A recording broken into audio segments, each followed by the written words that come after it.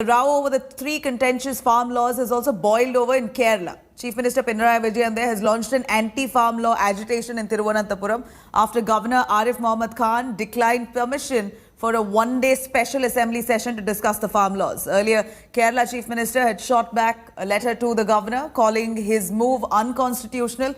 Chief Minister Vijayan further stated that the governor has no authority to reject the proposal for an assembly, which he said was to eventually discuss a matter of national importance. So it was mandatory that he hold or convene a session with immediate effect. This is the first time that the state's ruling regime is openly supporting the anti-farm laws protests in Kerala.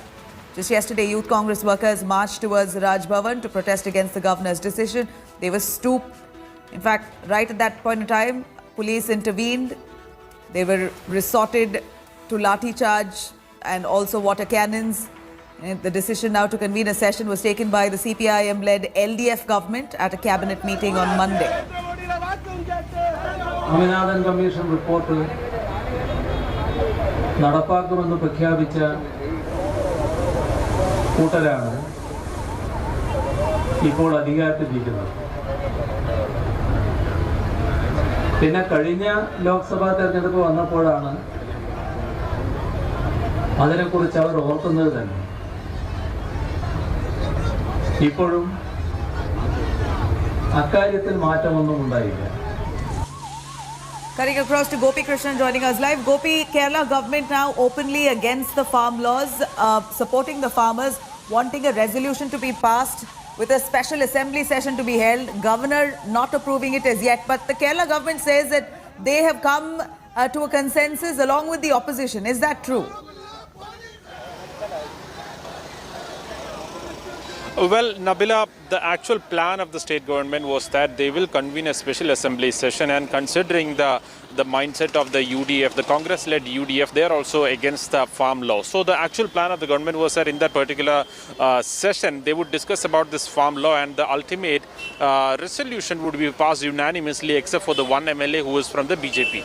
So except for that, all the 139 other MLAs or the remaining MLAs who are actually in the session, they would support was the plan of the government. But that did not really take place positively because the governor, even till yesterday late night, he refused to give assent to this special assembly session. So the point of contention for the governor was that what is the need of an immediate assembly session, and also this session, it seems like they are going to discuss and they are going to move against a law which is passed by the centre, a law which is passed in the parliament. So that, we believe, is one of the reasons why the governor thought that it wasn't really necessary to give permission for an immediate assembly session. But the government and the opposition, on the other hand, they have decided to go down heavily on the government and certainly open a new war front. The Youth Congress workers, the representatives of the Congress, they yesterday held a protest march towards the Raj Bhavan, and today morning we had the CPIM, the ruling government, and the Chief Minister himself coming onto the ground to attend a protest venue, because there was a protest which has been happening since December 12 to extend their solidarity to the agitating farmers in the north.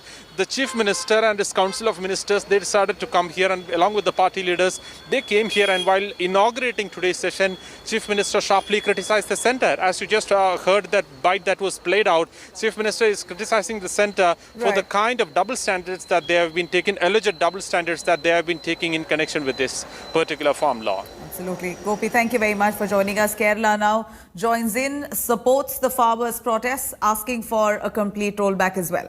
Hi everyone, Preeti Chaudhary here. Hope you like this video. For latest news and analysis, like and subscribe to the India Today YouTube channel. And don't forget to press the bell icon to stay updated. Thank you for watching.